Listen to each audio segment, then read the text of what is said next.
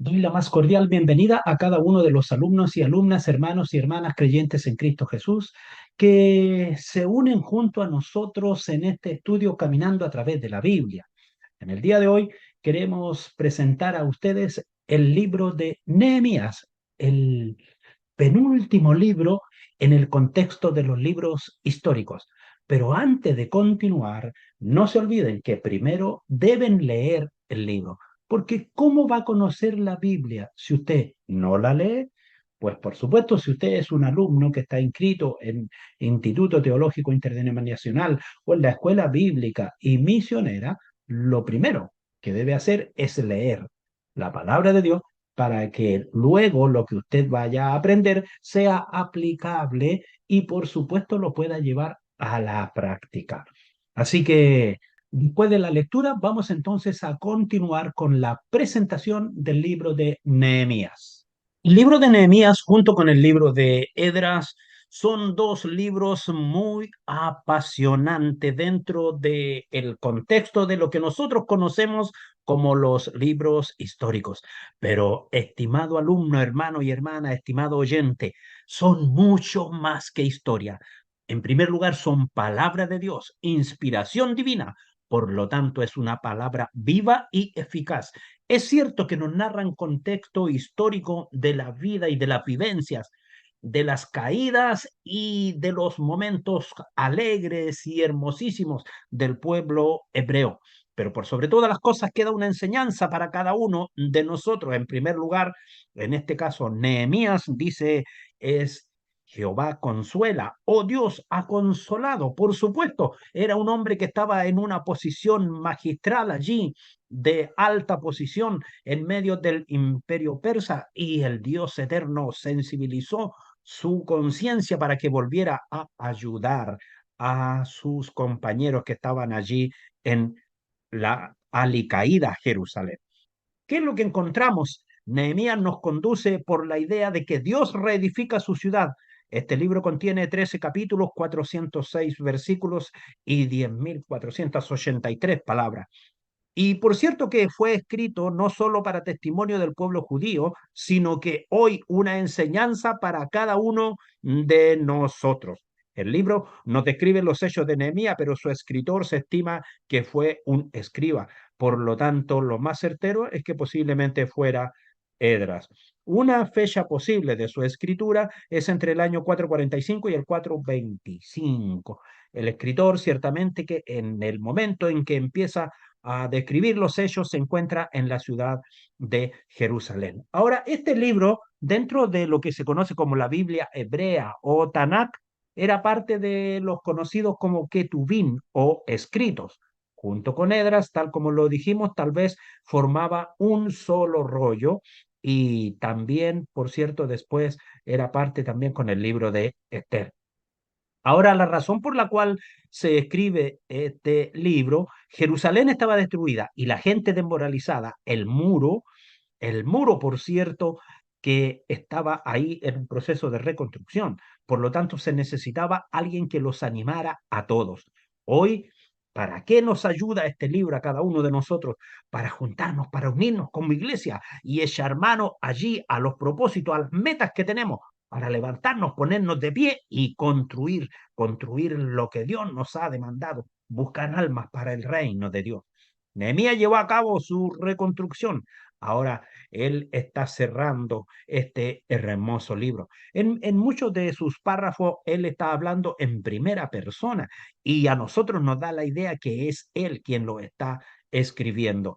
Mire, sea que lo haya escrito él o que otro recopiló las memorias de Nehemías, lo interesante es que cuando lo leímos nos impregnamos y nos sentimos identificados con la causa de Nehemías y la vemos que es aplicable también para nuestras vidas.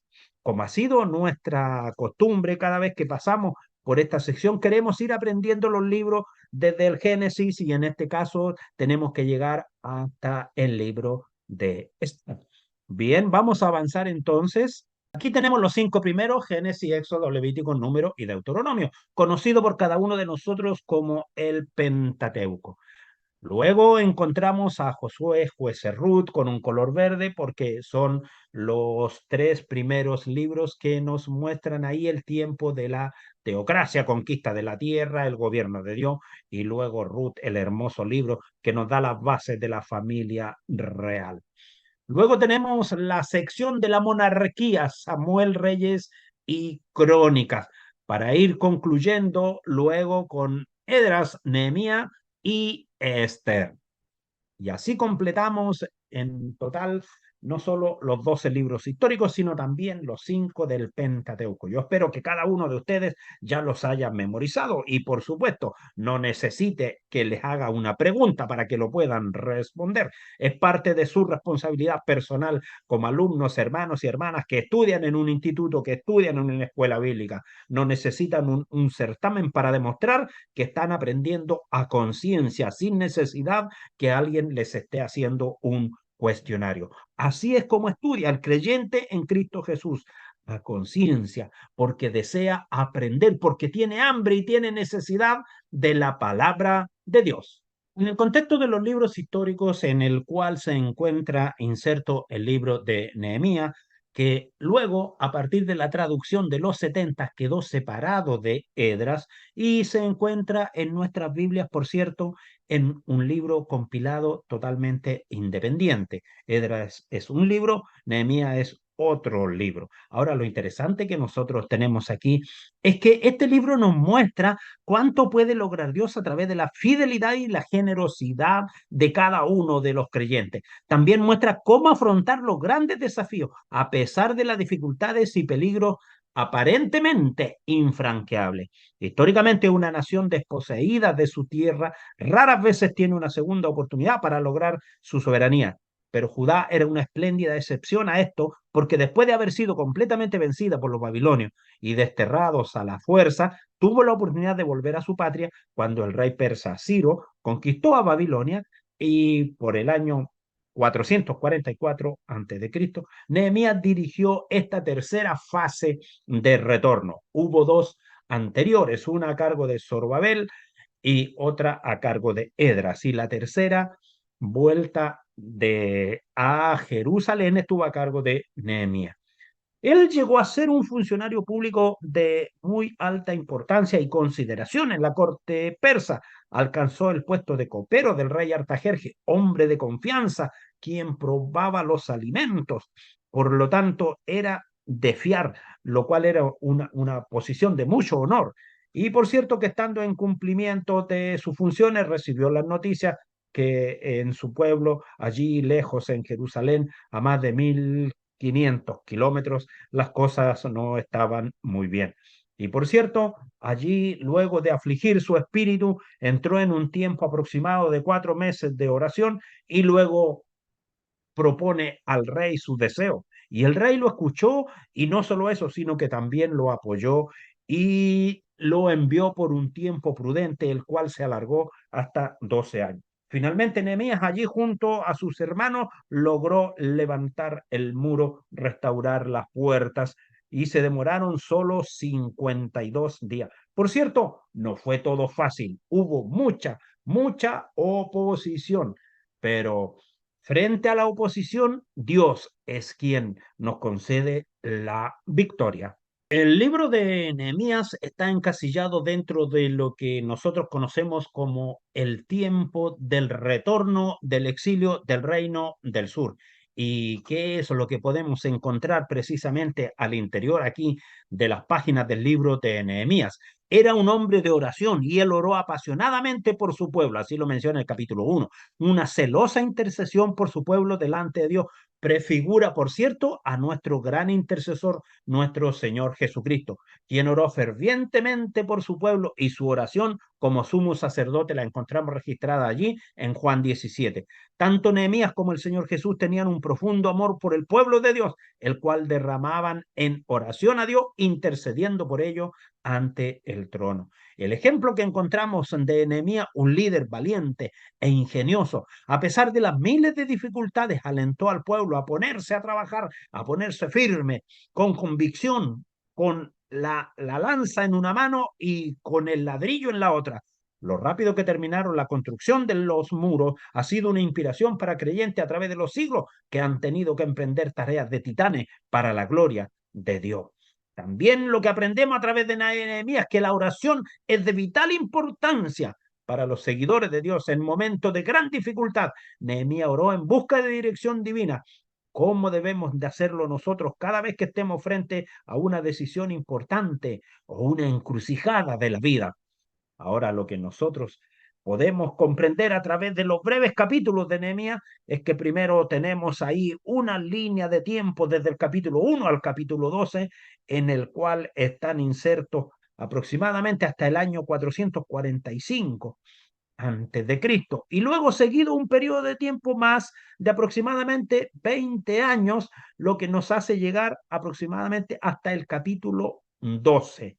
Y por cierto, ahí el capítulo 13 es cuando regresa al imperio persa, y luego en ese mismo capítulo se nos muestra que él regresa por segunda vez. Ahora debemos de reconocer que Nehemías de hecho sirvió como gobernador en dos periodos.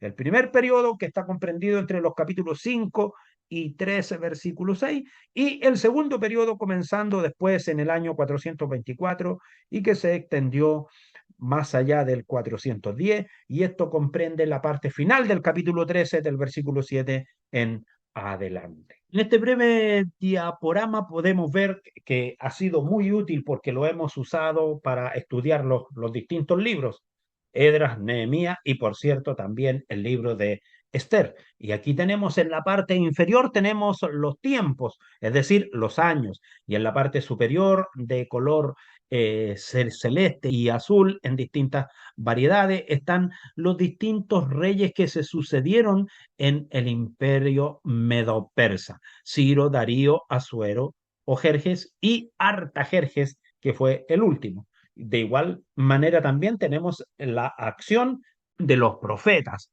Daniel está al principio ya cuando empieza a iniciarse el periodo del retorno, ahí está hablando Daniel, porque él fue el que encontró la respuesta a su petición cuando le fue mostrada la profecía de Jeremías, que después de los 70 años regresarían a su tierra.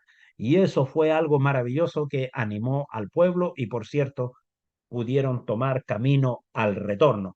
Ahí encontramos también la acción de Zacarías, de Ageo, y al cerrar el libro de Nehemías encontramos también las palabras de Malaquías. Recordemos que Malaquías es, recordemos que Nehemías es quien encabeza el tercer retorno y él llega como gobernador a la ciudad de Jerusalén y con la misión de levantar los muros y de continuar el proceso de restauración de la vida moral del pueblo, la cual estaba bastante decaída. Y por cierto, cuando Nehemías regresa allí al imperio persa, nuevamente el pueblo otra vez empieza a dar pies atrás respecto a todo lo que había aprendido, y cuando él regresa por segunda vez, entonces se da cuenta que, y por cierto, sufre también algunas decepciones de ver que el pueblo no había madurado y que estaban de nuevo otra vez en sus mismas condiciones de vida como los había encontrado al principio. Aquí tenemos una distribución de las fechas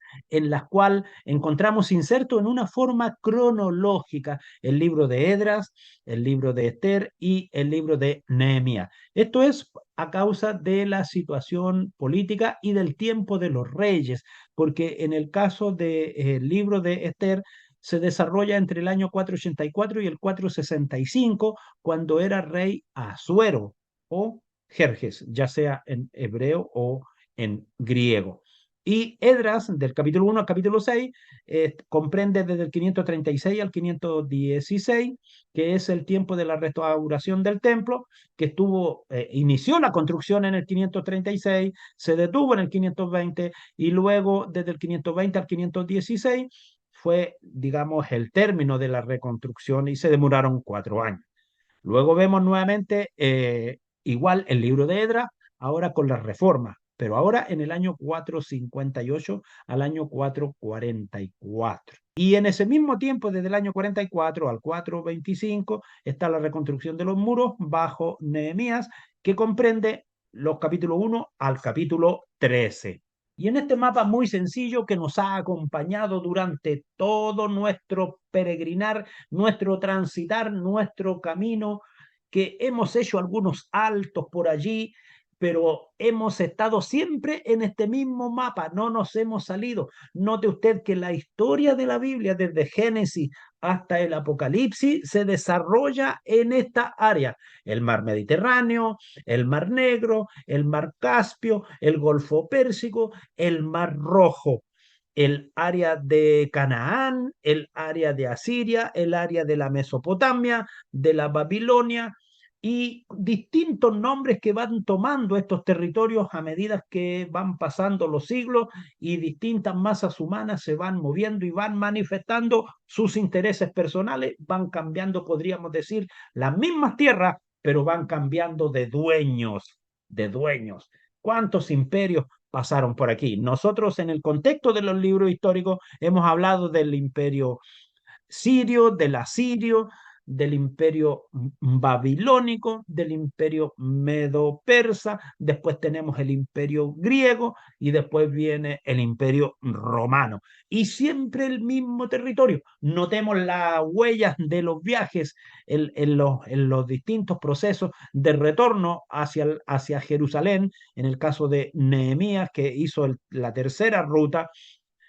Todos estos viajes demoraban aproximadamente entre 4 a 5 meses, dependía de la ruta que tomaban y de las facilidades que tenían para el camino, es decir, alimento y agua, que es lo más escaso en esa zona. Por eso que generalmente viajaban siguiendo la ribera de los ríos, en este caso del río Éufrates, y luego bajaban siguiendo la huella, el valle del río Jordán.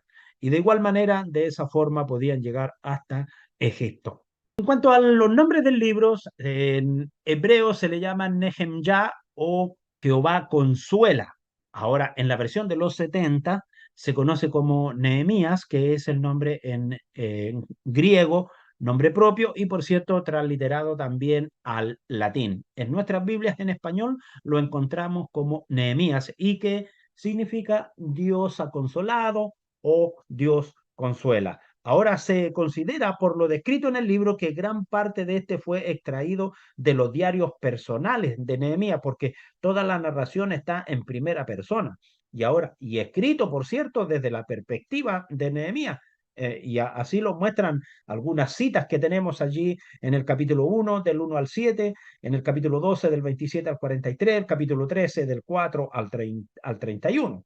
Ahora, tanto las tradiciones judías como las cristianas reconocen que Edras tal vez sea el autor. Esto está basado en las evidencias de que Edras y Nehemías eran originalmente un solo libro y que en la traducción de los 70 y de la Vulgata también está basada en la evidencia interna, tal como el tema continuo de la mano de Jehová, el cual domina tanto a Edras como a Nehemías y el papel del autor como un sacerdote escriba. En este caso, Nehemías, él no era escriba, solo fue un gobernador y que recopiló muchos antecedentes.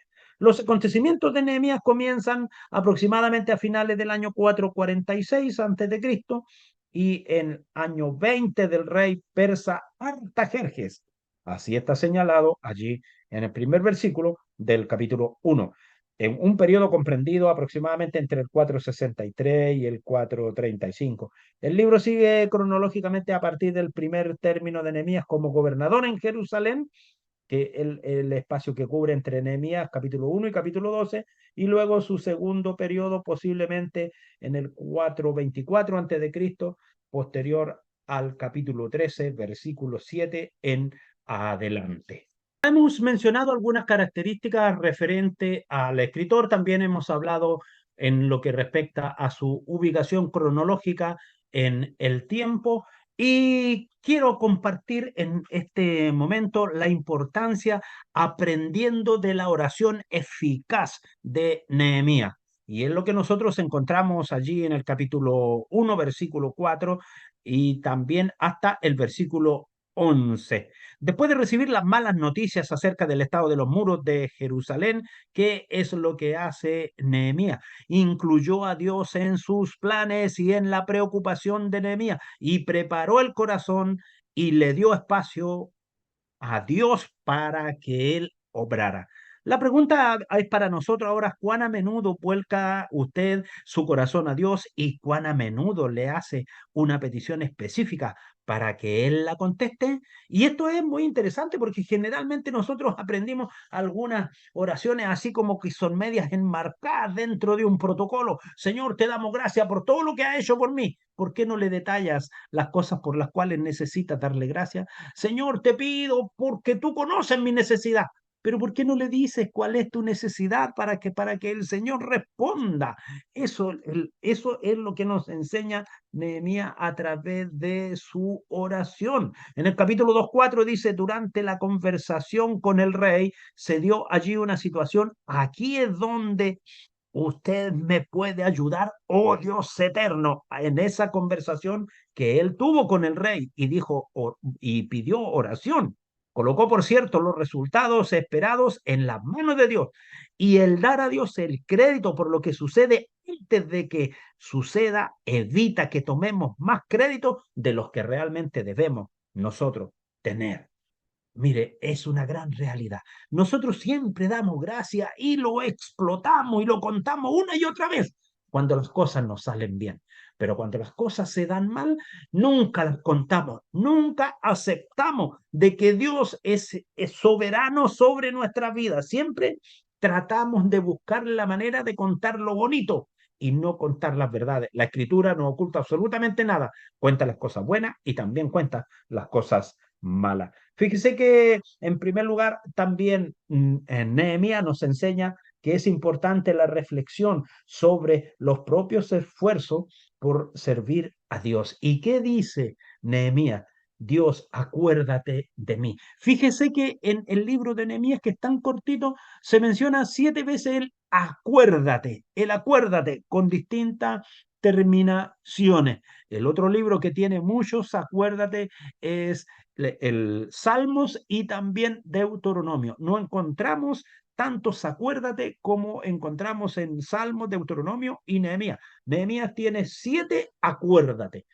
Salmos tiene 10 y Deuteronomio tiene 9. Pero para hacer un libro tan breve, ahora, ¿qué quiere decir verdaderamente el acuérdate? ¿Es que Dios se olvida de las cosas? No, es la preocupación del hombre de decirle: Señor, no dejes de poner atención a mi petición, no dejes de oírme, Señor, Señor, escúchame, Señor, escúchame. Eso quiere decir el acuérdate, pero no es que Dios sea sordo. No, de ninguna manera. El soberano creador está siempre pendiente de cada uno de nosotros. Somos nosotros con nuestros actos los que lo alejamos. No te olvides que somos nosotros, nuestro cuerpo, somos el templo del Espíritu Santo. Entonces, si no vemos a Dios tan cercano como queremos, es porque el Espíritu Santo no está en el lugar que tiene que estar.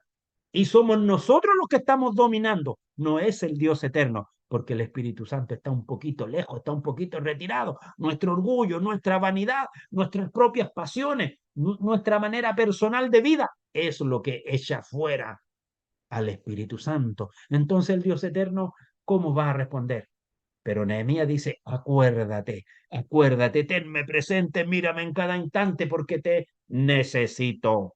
El libro tiene dos grandes divisiones: del capítulo 1 al capítulo 7, la reconstrucción del muro.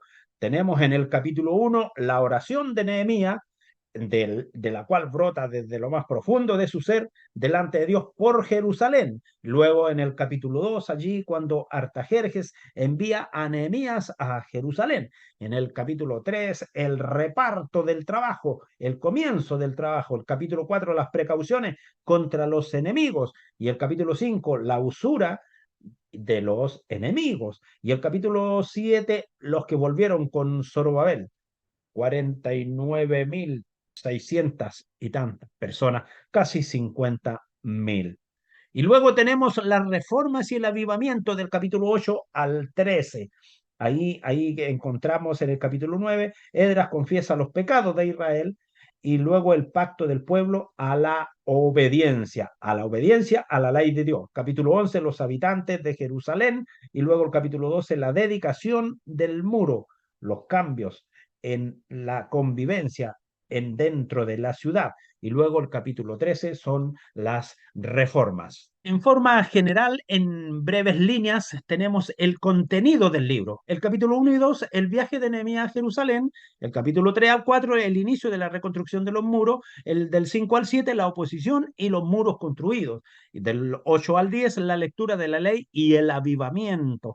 Y del 11 al 13, los residentes de Jerusalén y las reformas de Nehemías. Ahora ya vamos a entrar a la parte 1 que comprende del capítulo 1 al 7, en el cual vamos a ver la reconstrucción del muro de Jerusalén, la asignación de trabajo y las defensas del muro de hombres armados que permitieron que los que trabajaban pudieran hacer su tarea seguro. Luego vemos las maquinaciones y la oposición de algunos enemigos que estuvieron allí, pero ellos se mantuvieron firmes en no solo convencidos de que era Dios que estaba con ellos, sino también en las precauciones que ellos tomaron, en cómo distribuyeron el trabajo y cómo también fue necesario tomar las armas para salvaguardar a los compañeros que estaban colocando las manos en la obra. A continuación vamos a compartir algunos antecedentes para ir introduciéndonos en la descripción de lo que nos presenta el libro de Nehemías. Ciertamente que todos necesitamos un lugar al cual llamar hogar, aquello que nos genera una pertenencia. Pero ciertamente cuando entraron ladrones a robar a su casa alguna vez, y verdaderamente cuando ello ocurre, nos sentimos pero vulnerables y nos cuesta mucho salir de esa condición porque el temor se apodera de nosotros y nos damos cuenta cuán indefensos somos en el mundo que nos rodea. Ahora, Israel verdaderamente había sido robado, saqueado y además llevado como esclavo. ¿Por qué iban a querer volver a la misma condición? Fueron al cautiverio cuando Dios quitó su muro de protección sobre ellos en primer lugar. ¿Debido a qué? A su desobediencia. Así lo encontramos registrado en distintos pasajes de la Escritura y a través de lo que nos presentan los distintos libros que hasta aquí hemos tratado, partiendo con el libro de Josué y ahora ya estando aquí cerrando el capítulo con el libro de Nehemías, para luego continuar después con un especial libro, el libro de Esther. Ellos fueron cautivos y Dios les quitó no solo su protección, sino que también a causa de su desobediencia los entregó. Pero ciertamente que ahora Dios los trae de vuelta. ¿Y podría esto volver a ocurrir? Por supuesto, volvió a ocurrir, porque el hombre es un individuo condicional. En los tiempos buenos, entonces se siente muy contento, agradando a Dios, pero en los tiempos malos falla la oración, falla la lectura, falla la comunicación con sus hermanos, se aísla y se esconde. Y claro que ello ocurrió en el año 70 después de Cristo. Y cuando vuelve nuevamente Israel a tener otra vez luces, pues recién después de casi 19 siglos, en el año 1948.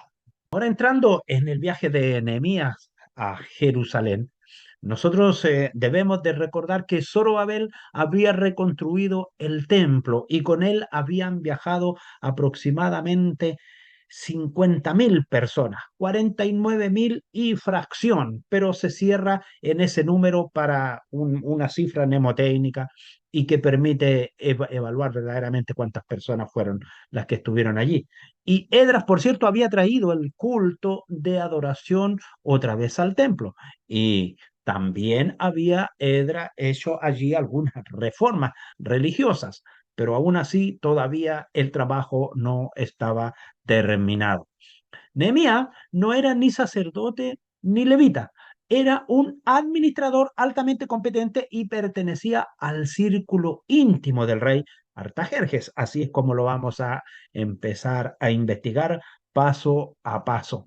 Su objetivo era ciertamente garantizar la seguridad de los habitantes de Jerusalén y ayudarlos a reasentarse realmente en su tierra. ¿Y cómo pretendía hacer esto? Bueno, cuando se dio cuenta que se estaba levantando internamente en la ciudad, pero sus muros todavía continuaban siendo vulnerables y fáciles de acceso para los enemigos, entonces él ahí fue sensibilizado en su espíritu por volver a hacer una obra que ofreciera seguridad. De igual manera, usted y cada uno de nosotros, cuando estamos pasando por una situación difícil y le pedimos a un hermano que ore por nosotros, le pedimos a la iglesia que oren por nosotros, por ese tiempo de angustia que estamos pasando. Y cuando los hermanos se sensibilizan y se unen en el clamor y en la oración, Dios responde y se trabaja en equipo y se logra el éxito del frente al problema que se está viviendo. No es que nosotros lo solucionemos, es que Dios nos presenta la mejor solución. Ahora, ¿qué es lo que encontramos aquí en lo que nos presenta el libro de Nehemías? No vemos aquí grandes doctrinas, sino un ejemplo práctico, lo que es un liderazgo efectivo. Ahora vamos a entrar ya al capítulo 1 para ir viendo algunos antecedentes. ¿Qué es lo que tenemos? Siendo Nehemías el copero del rey, recibe las noticias de cómo estaban viviendo los que habían retornado a Jerusalén. Veamos en primer lugar la descripción de lo que nos señala el versículo 1 del capítulo 1, desde donde vamos a partir con nuestra lectura. Palabra de Nehemías, hijo de Acalía, aconteció en el mes de Quisleu en el año 20. Cuando dice el año 20, estamos hablando del año 20 del rey Artajerje, estando yo en Susa, capital del reino. ¿Por qué estaba él allí en Susa, en la capital del reino? Porque él era el hombre de confianza, el copero del rey. Y que vino Anani, uno de mis hermanos, con algunos varones de Judá, y le pregunté por los judíos que habían escapado, que habían quedado de la cautividad y por Jerusalén. Es decir, mostró el interés y se informó. ¿Ha oído usted esos que dicen, a mí no me interesa, si no me dicen, yo no pregunto? Pero cuando es algo que afecta el sentir, mire, mire este hombre, el espíritu patrio de nacionalismo que mostró, estaba muy cómodo allí sirviendo de copero al rey. ¿Por qué tenía que involucrarse Nehemías en una situación que a él no le iba ni le venía? Estaba tan bien, podría haber pasado todos los días de su vida después del imperio persa y haberse quedado por allá, por la zona de Irán, de Irak, por allá, haber establecido, levantado su familia y todo eso. Pero cuando verdaderamente en ti hay un espíritu de Dios, ese espíritu de servicio que solo Dios lo pone, ese espíritu de nacionalismo, ese espíritu de identidad, esa identidad que ha puesto Dios en tu corazón, entonces no te quedas callado ni te quedas impávido frente a las realidades que estás viendo en el mundo que te rodea. Y él se informó como tiene que hacer. Todo creyente tiene que ser un hombre informado para poder hablar con base a lo que se está refiriendo. Y dice que preguntó y ahí le dijeron y le comentaron y le dicen, el remanente, los que quedaron de la cautividad allí en la provincia, están en gran mal y afrenta, y el muro de Jerusalén derribado y sus puertas quemadas a fuego. Es decir, la ciudad está abandonada. Podríamos decir así, está pero solo llena de animales salvajes y de chacales. Pero miren lo que dice, cuando oí estas palabras me senté y lloré e hice duelo por algunos días y ayuné y lloré delante del Dios de los cielos. Este hombre con un corazón sensible hace lo que encontramos allí en los evangelios cuando nos dice, cuando alguien quiere emprender una guerra, cuando alguien quiere levantar un edificio, dice, ¿acaso no se sienta primero y saca las cuentas y hace sus cálculos? Sí, él también se sentó, pero había gran angustia y gran dolor. Y no solo eso, sino que hizo duelo, hizo allí, se vistió de silicio y ayunó y oró delante del Dios de los cielos. Frente a una necesidad, amados hermanos, ¿qué es lo que le falta a la iglesia de hoy? Mire, a veces el hombre que dirige, el líder, el que está al frente, no tiene idea de lo que está pasando. Simplemente se entera luego, después, cuando alguien dice, ay, tengo cáncer, y para que me ayuden a orar. Pero hermano, ¿por qué no dijiste cuando esta situación estaba empezando para que lo presentáramos delante de Dios, para que oráramos, para ver la mano de Dios en favor de nuestras vidas? No, nos creímos dueños del mundo. Esa es la realidad de hoy. Nos creímos dueños del mundo. Para eso tengo plata y le pago al médico. Y te olvidaste del Dios eterno que te sacó de la inmundicia del pecado. Te sacó ahí de la podredumbre de cual no tenías retorno y te hizo tu hijo y te tiene para darte vida y vida en abundancia. ¿Por qué no guardas esa cordialidad, esa comunión, esa confianza con tus hermanos? Y dije, te ruego, oh Jehová, Dios de los cielos, fuerte, grande y temible, que guarda el pacto y la misericordia a los que aman y guardan sus mandamientos. Esté ahora atento tu oído y abierto tus ojos para oír la oración de tu siervo que hago ahora delante de ti, día y noche, por los hijos de Israel, tu siervo, y confieso los pecados de los hijos de Israel que hemos cometido contra ti. Sí, yo y la casa de mi padre hemos pecado. Cuando se pone Nehemías en oración, en ayuno, el primero que se confiesa delante del Dios eterno es él. Él es el primero que se confiesa. Si hay algo que tenían los hebreos, es que él, el jefe, el líder, era el primero que se colocaba en el lugar, ya sea de desventaja o en el lugar de bendición, pero era el primero. ¿Cuál es la costumbre nuestra? ¿Cuál es la costumbre hispana? Mandemos al peón primero y luego después mandamos al alfil y después al último la reina y el rey. Ellos no. Yo primero, yo soy pecador y este mi pueblo, todos hemos pecado. De igual manera procedía también Moisés. Y eso es algo de la cultura, amado hermano creyente en Cristo Jesús, y así es como debemos proceder nosotros y no los líderes y los dirigentes mostrarse como que son los que tienen la aureola y nunca el pecado les va a llegar. ¿Saben lo que son? Muchas veces son simplemente sepulcros blanqueados, tapiados con pintura blanca, pero por dentro están podridos y corrompidos, peor que una manzana perdida en la feria que nadie la quiere porque por podrida. Pero este hombre tuvo esa entereza, esa limpieza de ánimo, esa pureza de espíritu y se confiesa delante del Dios eterno. Y no solo lo hizo un día y después se olvidó, día y noche, porque así lo había dicho, porque había gran dolor en extremo, nos hemos corrompido contra ti y no hemos guardado los mandamientos, estatutos y preceptos que diste a Moisés, tu siervo. No hemos guardado. Y luego ahora viene a decirle, acuérdate ahora de las palabras que diste a Moisés tu siervo, diciendo, si vosotros pecareis, yo dispensaré por los pueblos. Y aquí hay algo muy, muy importante. Este hombre le dice, acuérdate ahora. No significa que Dios no le pusiera atención. Sí, Dios le estaba escuchando en todo momento, en todo tiempo. Él nos oye, nos escucha, pero el dolor que había en Nehemías le dice como que si Dios perdiera la atención de parte de él y que ponga su mirada en forma permanente sobre su vida. Y continúa en el versículo 9 diciendo, pero si os volviereis a mí y guardareis mis mandamientos y los pusiereis por obra, aunque vuestra dispersión fuere hasta el extremo de los cielos, de allí os recogeré y os traeré al lugar que escogí para hacer habitar allí mi nombre. Ellos pues son tus siervos y tu pueblo, los cuales redimiste con tu gran poder y con tu mano poderosa. Te ruego, oh Jehová, ahora que esté atento tu oído a la oración de tu siervo y a la oración de tus siervos, quienes desean reverenciar tu nombre. Concede ahora buen éxito a tu siervo y dale gracia delante de aquel varón. Expresa muy bien aquí Nehemías al hacer su oración, su petición, su ruego, su clamor delante de Dios. Esté ahora atento tu oído. ¿Es que acaso Dios es una persona condicional como nosotros, que a lo que nos interesa le prestamos atención y a lo que no nos interesa no le prestamos atención?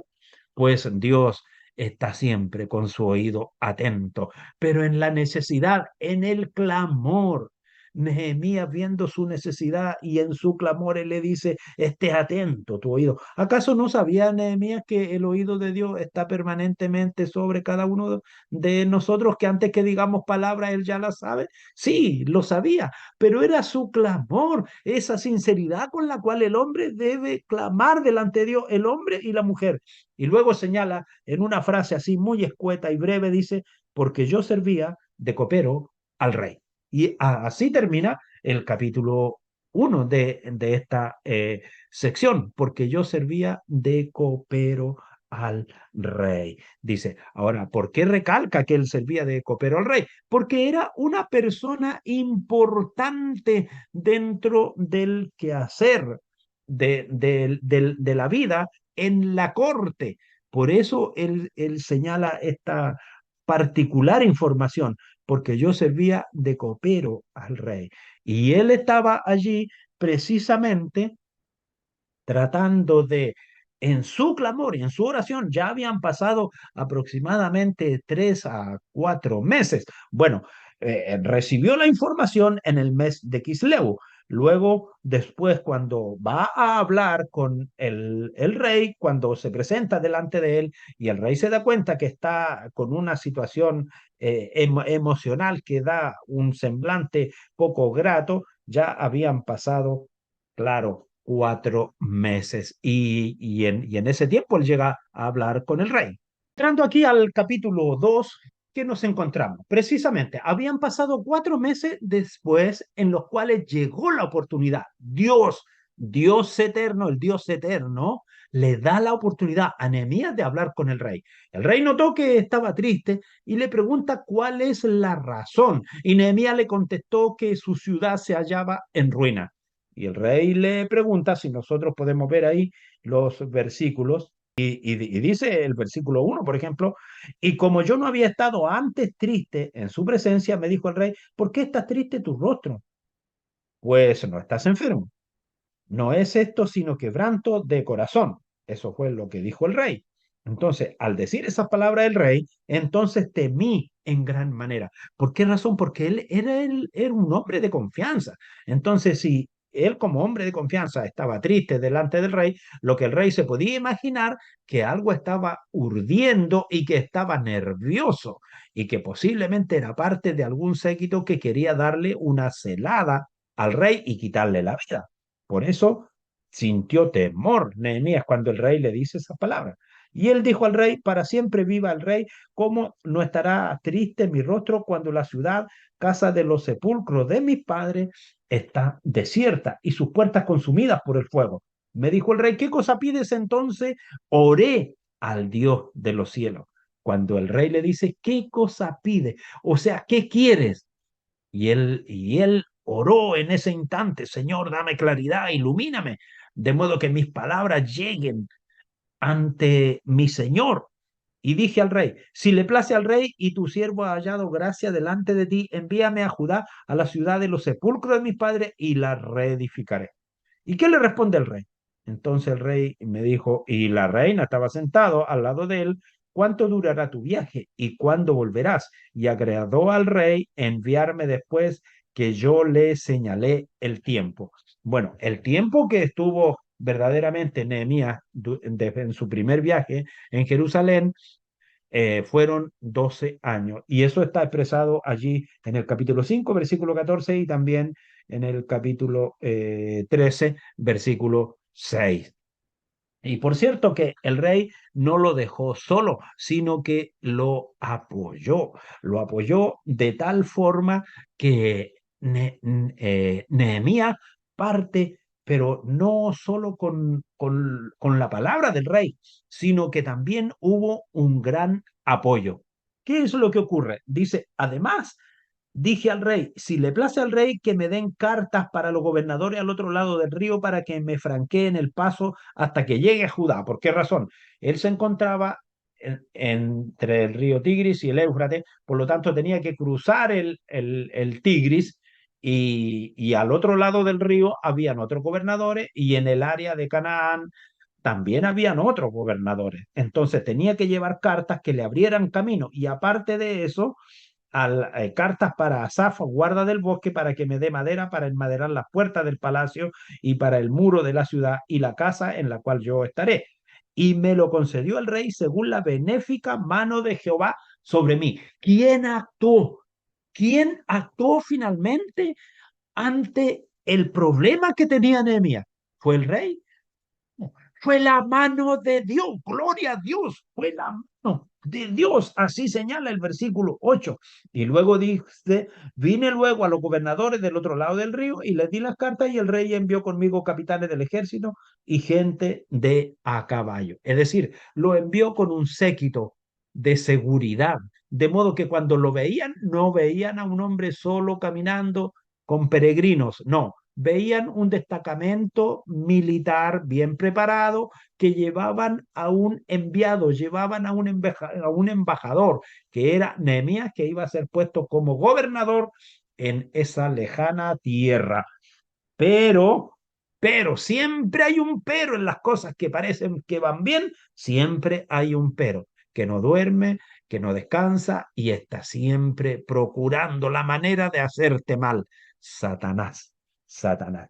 Entonces dice, oyéndolo Sanbalat, Oronita y Tobías, el siervo amonita, le disgustó en extremo que viniese alguno para procurar el bien de los hijos de Israel. Ahí estaba la oposición se informaron de qué era lo que pasaba, pero sin embargo, cuando él llega allí a aquel lugar, sabiendo ya que había oposición, entonces dice ahí en el versículo 11, llegué pues a Jerusalén y después de estar allí 3 días, un breve periodo de tiempo para recuperarse, me levanté de noche. ¿Por qué no lo hizo de día? Porque los enemigos lo habrían observado, estos mismos que ya estaban ahí urdiendo algo, Sanbalat, Tobías, y habría sido una situación poco amigable. Entonces, ¿qué es lo que hace? Medita él de noche y unos pocos varones conmigo, y no declaré a hombre alguno lo que Dios había puesto en mi corazón que hiciese en Jerusalén, ni había cabalgadura conmigo, excepto la única en la cual yo cabalgaba.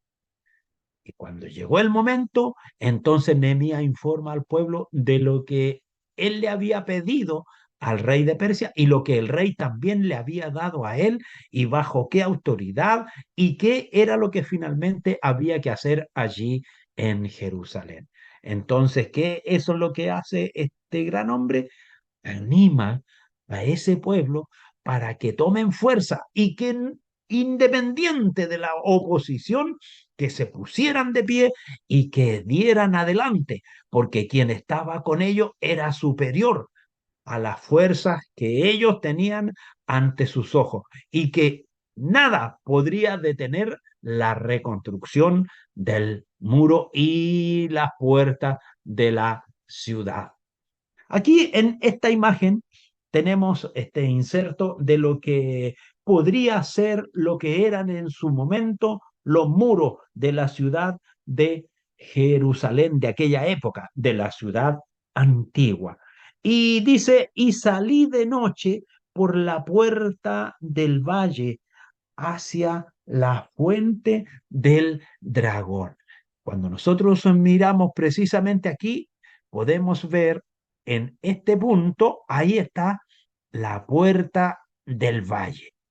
Y desde ese punto dice, salí por la puerta del valle hacia la fuente del dragón y a la puerta del muladar. Es decir, la fuente del dragón queda hacia este lado. ¿Y con qué nos encontramos acá?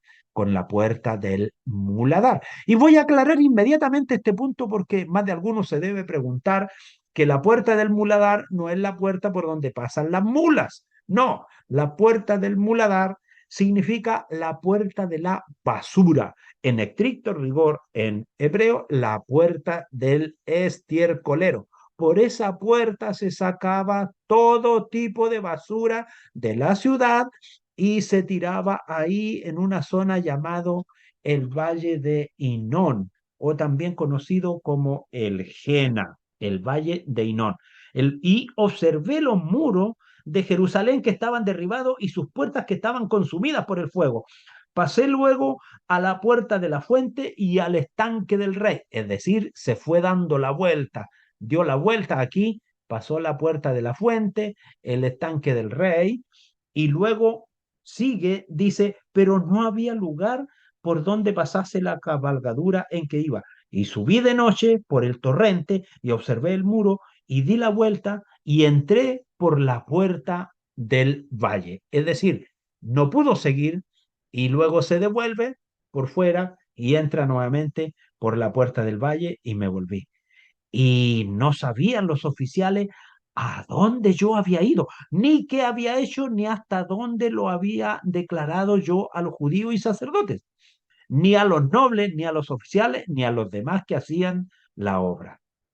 Entonces les dije, pues, vosotros veis el mal en que estamos, que Jerusalén está desierta y sus puertas consumidas por el fuego. Venid y edifiquemos el muro de Jerusalén y no estemos más en oprobio.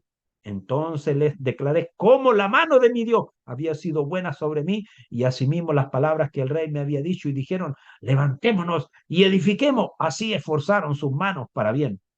Pero aquí viene el pero cuando oyó Sanbalat Oronita, Tobías el siervo amonita y Gesem el árabe, hicieron escarnio de nosotros y nos despreciaron diciendo, ¿qué es esto que hacéis vosotros? ¿Vos rebeláis contra el rey? Y en respuesta le dije, el Dios de los cielos, él nos prosperará y nosotros sus siervos nos levantaremos y edificaremos, porque vosotros no tenéis parte ni derecho ni memoria en Jerusalén. Y así de esa manera, Nehemías se puso de pie y se afirmó en su condición y no permitió que estos hombres detuvieran su trabajo. En esta imagen están representados las 5 torres que se mencionan en la escritura. La torre de Amea, la torre de Ananeel, la torre de Hornos, la torre sobresaliente y la torre de madera.